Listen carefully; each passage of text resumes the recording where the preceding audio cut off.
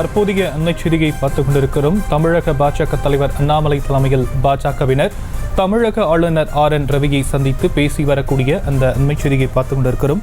விஷ சாராய பலி தொடர்பாக ஆளுநர் RN ரவியிடம் அவர்கள் மனு அளித்திருக்கக்கூடிய நிலையில் விவரங்களை நம்முடைய செய்தியாளர் காண்டிப்பன் வழங்க நாம் கேட்கலாம். காண்டிப்பன், மேலும் விவரங்கள். ஷியாம் சுந்தர், கடந்த சில தினங்களுக்கு முன்பு கள்ளக்குறிச்சி மாவட்டத்தில் உள்ள கருணாபுரத்தில் உள்ளிட்ட 3 கிராமங்களில் விஷச்சாராயம் அருந்தி 50க்கும் மேற்பட்டோர் உயிரிழந்திருக்கிறார்கள். ஏற்கனவே இது தொடர்பாக தமிழக பாஜக தலைவராக இருக்கக்கூடிய அண்ணாமலை அவர்கள் சிபிஐ விசாரணை செய்ய வேண்டும் என வலியுறுத்தியிருந்தார்.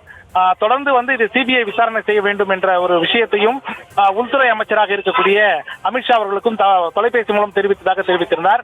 இந்த நிலையில தான் தமிழக பாஜக தலைவராக இருக்கக்கூடிய அண்ணாமலை மற்றும் முன்னாள் ஆளுநராக இருந்த தமிழிசை சவுந்தரராஜன், அதே போல் திருப்பதி நாராயணன் உள்ளிட்ட கார்த்தியாயினி உள்ளிட்டோர் தமிழ்நாடு ஆளுநராக இருக்கக்கூடிய RN ரவியை நேரில் சந்தித்து ஒரு புகார் மனுவை கொடுக்க வந்திருக்கிறார்கள். இந்த புகார் மனுவை கொடுத்துவிட்டு தான் தற்போது அவர்கள் ஆளுநரிடம் உரையாற்றி கொண்டிருக்கிறார்கள். குறிப்பாக இந்த புகார் மனு என்ன குறிப்பிட்டிருக்காங்க அப்படிங்கிறதா முக்கியமான ஒரு விஷயமா பார்க்கப்படுது. அதாவது ஏற்கனவே சிபிஐ விசாரணை வேண்டும் என்று தமிழக பாஜக தலைவர் அண்ணாமலை கோரியிருந்தார்.